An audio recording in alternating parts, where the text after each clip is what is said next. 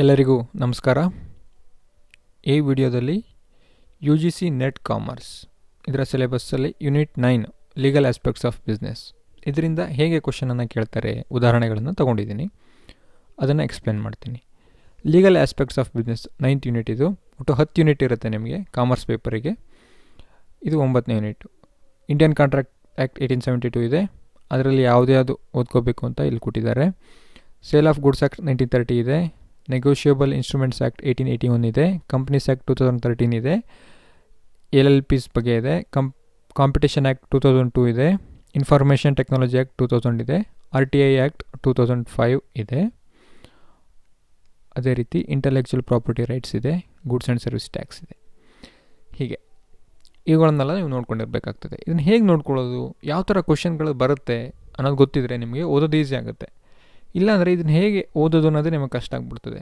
ಈ ಆ್ಯಕ್ಟ್ಗಳೆಲ್ಲ ತುಂಬ ಇದೆ ಇದು. ಹಾಗಾಗಿ ಉದಾಹರಣೆ ತೋರಿಸ್ತೀನಿ ನಿಮಗೆ. ಇದನ್ನು ನೋಡಿ. Which of the following does not come under the definition of information as per the right to information act 2005.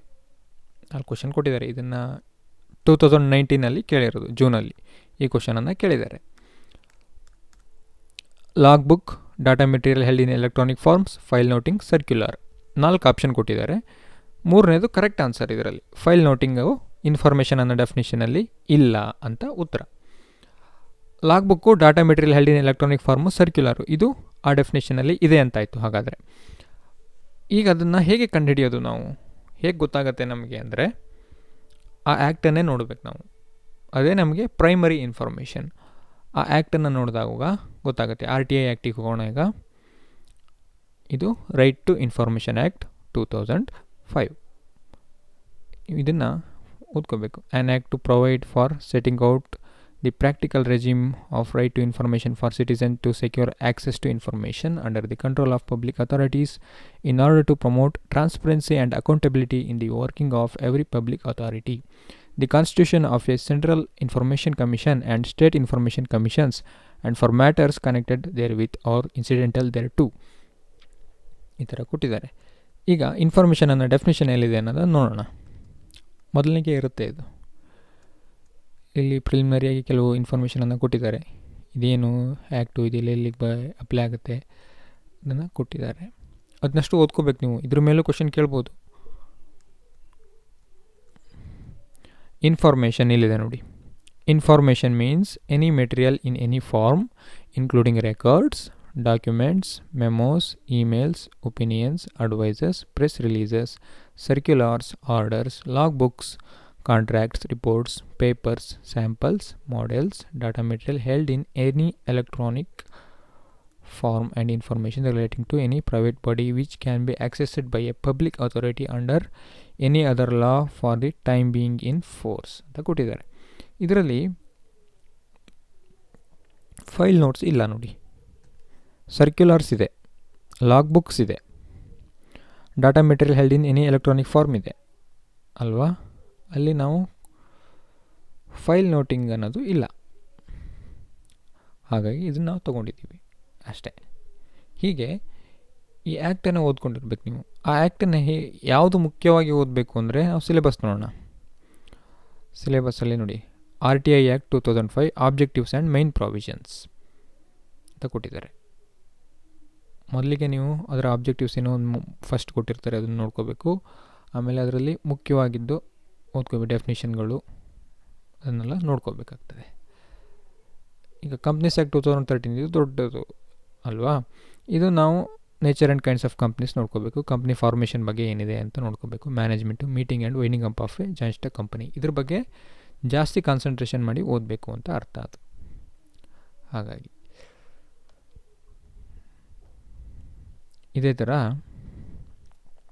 Which of the following does not fall in the ambit of the objectives of competition act 2002. Encourage competition ಹೌದು, prevent abuse of dominant position ಹೌದು, regulate mergers and acquisition ಹೌದು, prevent monopolistic rights arising out of intellectual property ಇದು ಅಲ್ಲ. Which of the following does not fall in the ambit of the objective of competition act. Monopolistic right intellectual ಪ್ರಾಪರ್ಟಿಯಿಂದ ಬರುತ್ತೆ. ಅದನ್ನೇನು prevent ಮಾಡಲ್ಲ ಇದು. ಅಂದರೆ ಯಾವುದೋ ಒಬ್ಬ ಪುಸ್ತಕದ ಆಥರ್ ಇರ್ತಾನೆ, ಅವನು ಕಾಪಿರೈಟ್ ತೊಗೊಂಡಿರ್ತಾನೆ ಅಂತ ಇಟ್ಕೊಳ್ಳಿ ಅವನ ವರ್ಕಿಗೆ. ಅವನು ಯಾವುದೋ ಒಂದು ಕ್ರಿಯೇಟಿವ್ ವರ್ಕ್ ಬುಕ್ ಆಥರ್ ಮಾಡಿರ್ತಾನೆ, ಬುಕ್ಕನ್ನು ಬರೆದಿರ್ತಾನೆ, ಅದಕ್ಕೆ ಅವ್ನು ಕಾಪಿರೈಟ್ ತೊಗೊಳ್ತಾನೆ. ಅವನಿಗೆ ಅದು exclusive right to sell or reproduce his works ಅಲ್ವಾ. ಅದು ಮೊನೋಪೊಲಿಸ್ಟಿಕ್ ರೈಟೇ ಆಯಿತು ಅದು ಅವನಿಗೆ, ಯಾಕೆಂದರೆ ಅವನೇ ಕ್ರಿಯೇಟ್ ಮಾಡಿದ್ದು ವರ್ಕ್ ಅದು. ಸೊ ಅದನ್ನೇನು ಕಾಂಪಿಟೇಷನ್ ಆ್ಯಕ್ಟು ಪ್ರಿವೆಂಟ್ ಮಾಡ್ತಾ ಇಲ್ಲ. ಹಾಗಾಗಿ ಮೂರನೇದು ಆನ್ಸರ್ ಆಗುತ್ತೆ. ಇದು ನೀವು ಕಾಂಪಿಟೇಷನ್ ಆ್ಯಕ್ಟನ್ನು ಓದ್ಕೊಳ್ದೇನೂ ಇದನ್ನು ನೀವು ಆನ್ಸರ್ ಮಾಡ್ಬೋದು. ಹೇಗೆ ಅಂದರೆ prevent monopolistic rights arising out of intellectual property ಅಂದರೆ ಅದು ಆಗಿರೋಕ್ಕೆ ಸಾಧ್ಯನೇ ಇಲ್ಲ. ಹಾಗಾಗಿ ನೀವು ಇದು ಮಾಡ್ಕೊಂಡ್ರೆ ಆಯಿತು. ಕಾಂಪಿಟೇಷನ್ ಆ್ಯಕ್ಟ್ 2002 ನೀವು ಓದ್ಕೋಬೋದು.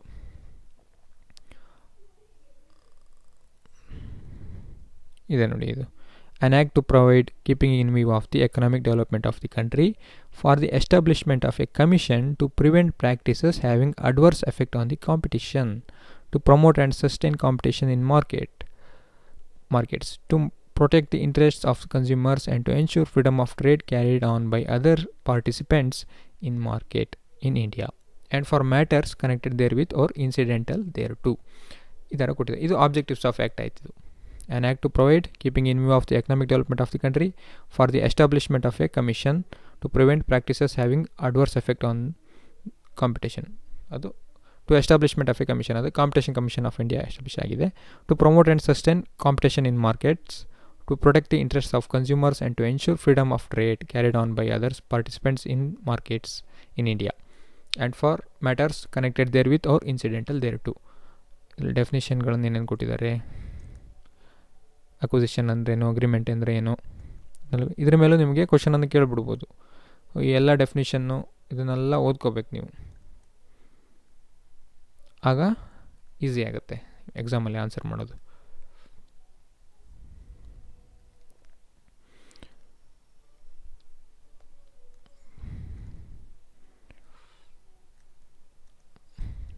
ಅದೇ ಥರ ನೋಡಿ, July 2008 ಕೇಳಿದ್ರು, which of the following does not form the part of important information to be incorporated in the memorandum of association as specified in the companies act 2013.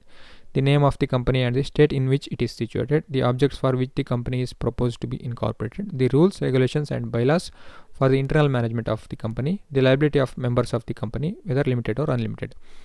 The rules, regulations and bylaws for the internal management of the company, ಇದು articles of ಅಸೋಸಿಯೇಷನಲ್ಲಿ ಇರಬೇಕಾಗಿರ್ತಕ್ಕಂಥದ್ದು, memorandum of ಅಸೋಸಿಯೇಷನಲ್ಲಿ ಅಲ್ಲ. ಹಾಗಾಗಿ ಇದು answer ನೋಡಿ. Each of the following does not form the part of the important information to be incorporated in the memorandum of association ಅಂತ ಕೇಳಿದ್ದಾರೆ. ಹಾಗಾಗಿ ಇದನ್ನು ಈಗ ನನಗೆ ಗೊತ್ತು, ಬಟ್ ಇದನ್ನು ಎಲ್ಲಿ ನೋಡಿದೆ ನಾನು ಅಥವಾ ಹೇಗೆ ಅಂದರೆ ಕಂಪನೀಸ್ ಆ್ಯಕ್ಟಲ್ಲಿ ಇದೆ. ಇದು ಕಂಪನೀಸ್ ಆ್ಯಕ್ಟ್ 2013. ಇಲ್ಲಿ formation of a company chapter 2 ಇಲ್ಲಿ ಇದೆ. ಮೆಮೊರಾಂಡಮ್ ಇಲ್ಲಿದೆ ನೋಡಿ. The memorandum of a company shall state the name of the company with the last word limited in case of public limited company or private limited in case of private limited company, the state in which the registered office of the company is to be situated, the objects for which the company is proposed to be incorporated and any matter considered necessary, the liability of members of the company whether limited or unlimited. ನೋಡಿ, ಇದಿಷ್ಟು ನಮ್ಮ ಕ್ವಶನಲ್ಲಿ ಇದೆ. The name of the company, the objects for which the company is propose to be incorporated, the liability of the members of the company whether limited or unlimited. ಆ್ಯಕ್ಟಲ್ಲೂ ಹಾಗೆ ಇದೆ ಅಲ್ವಾ ನೋಡಿ. The liability of members of the company whether limited or unlimited, the objects for which the company is propose to be incorporated and any matter considered necessary in furtherance thereof, the state in which the registered office of the company is to be situated, the name of the company ಇದಿದೆ, the name of the company with the last word limited in case of public limited company or last word private limited in case of private limited company. ಕ್ವಶನಲ್ಲೂ ಇದೇ ಥರ ಇದೆ. ಆದರೆ bylaws of internal management memorandum of ಅಸೋಸಿಯೇಷನಲ್ಲಿ ಇಲ್ಲ. ಇದನ್ನು ನೋಡಿದಾಗ ನೀವು ಫುಲ್ ಓದ್ಕೋಬೇಕು ನೀವು ಇದನ್ನು ಕಂಪ್ಲೀಟಾಗಿ.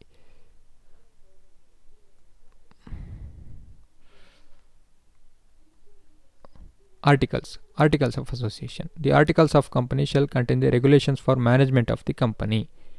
ಅಂದರೆ ಕಂಪನಿಯನ್ನು ನಡೆಸೋದಕ್ಕೆ ಇಂಟರ್ನಲ್ ಮ್ಯಾನೇಜ್ಮೆಂಟಿಗೆ ಏನೇನು ಬೇಕು ಬೈಲಾಸು ಅದು ಇಂಟರ್ನಲ್ ಅದು. ಹಾಗಾಗಿ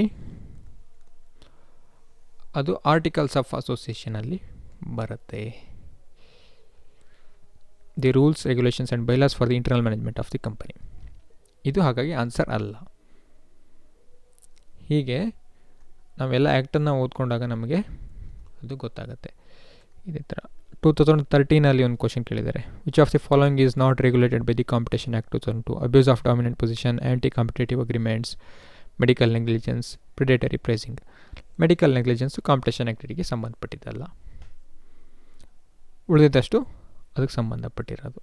ಅದು ಆ್ಯಕ್ಟಲ್ಲಿ ನೀನು ನೋಡಿದರೆ ಗೊತ್ತಾಗುತ್ತೆ. Abuse of dominant position, anti competitive agreements, predatory pricing ಇದನ್ನೆಲ್ಲ ಕೊಟ್ಟಿದ್ದಾರೆ ಅದು ಹೇಗೆ ಅಂತ ಕಾಂಪಿಟೇಷನ್ ಆ್ಯಕ್ಟಲ್ಲಿ. ಈ ಥರ ಓದ್ಕೊಂಡಾಗ ನಿಮಗೆ ಈಸಿ ಆಗ್ತಾ ಹೋಗುತ್ತೆ. RTI act, competition act, sale of goods act 1930,